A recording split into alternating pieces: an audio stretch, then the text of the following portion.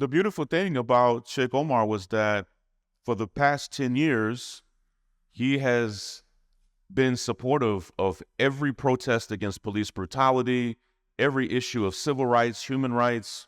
Sheikh Omar has been arrested, protesting police brutality, fighting against mass incarceration.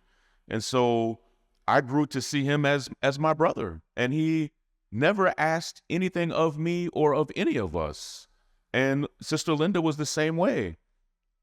Both Sister Linda and Sheikh Omar fought for the civil rights of Black folk as if it was the most important thing to them.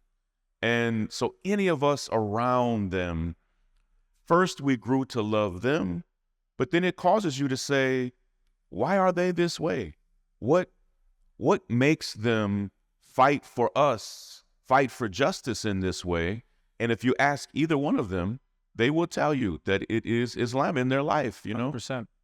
And that's a beautiful point that, Islam is the anchor in a lot of their activism. And that's a beautiful thing, of course. But for you, like, what was it about, Sheikh Omar, obviously, the Palestinian people themselves, that what was it about seeing that resolve, seeing the fact that, homes are being destroyed, buildings are collapsing, and they are walking out saying, Alhamdulillah. They're asking Allah, they're thanking Allah. They're like, what was it about that experience, seeing that side of the Palestinian resistance that also kind of had that impact on your heart? Because it must have. I mean, for a lot of people around the world, they see that and they're just like, why are they like this? How can they become people like that? Yeah, I think there are millions and millions of people around the world right now, people who will hear this or see this, people who may even be here or our friends who are considering doing what I just did, but for whatever reason, they've convinced themselves it's not the move for them. 100%. And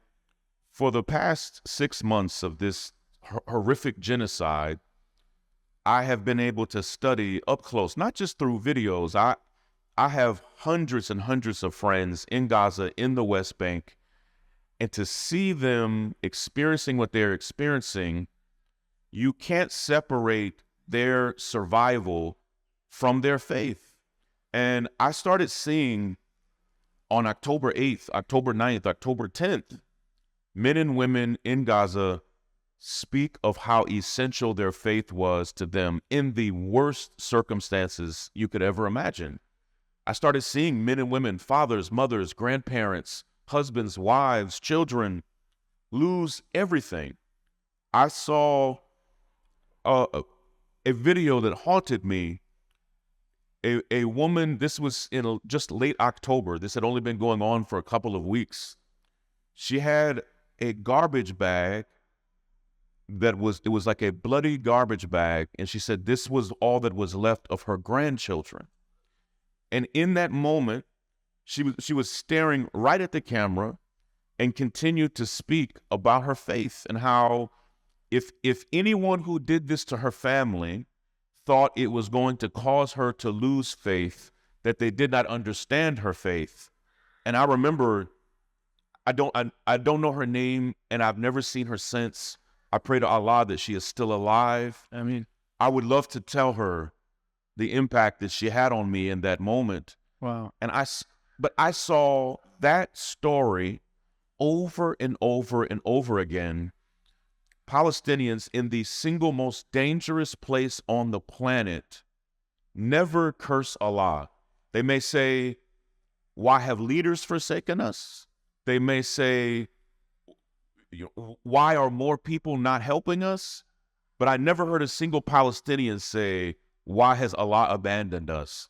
Instead, you will hear them say, in spite of what it looks like, we actually believe that this is the will of Allah for us. And it was confusing for me to see someone suffering, to see people suffering so much, but still maintain this faith. And I traveled to Dallas to do an event with Shaykh Omar in late November. And we went out and we had lunch, but we sat in his car for like 3 hours and talked. And I told him, I said, man, I don't know if what I'm feeling is that I want to be like Palestinians or that I want to be a Muslim. And he said, Shaun, he said, what you don't understand is that what you're seeing that you love in Palestinians is Islam. He said, Shaun, what you see there is their faith.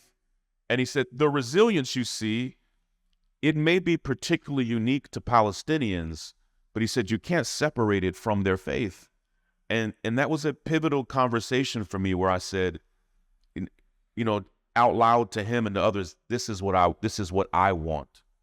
And in December and January and February, I was traveling in the UK and in Canada speaking, and all of the men that were a part of our team were young Muslim men. And I started to feel, so they would pray 5 times a day, and as they would pray, I would just watch. They would go to Jummah prayer and they would leave me in the car. And I started thinking, like, I'm not supposed to be in the car.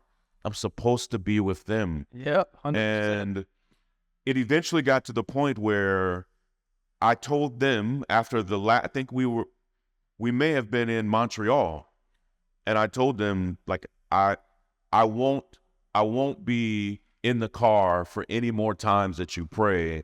I have to go with you. And so then I felt that it was urgent for me to make this change in my life. And so it's been beautiful. It's only been 3 weeks, but it feels like so much longer.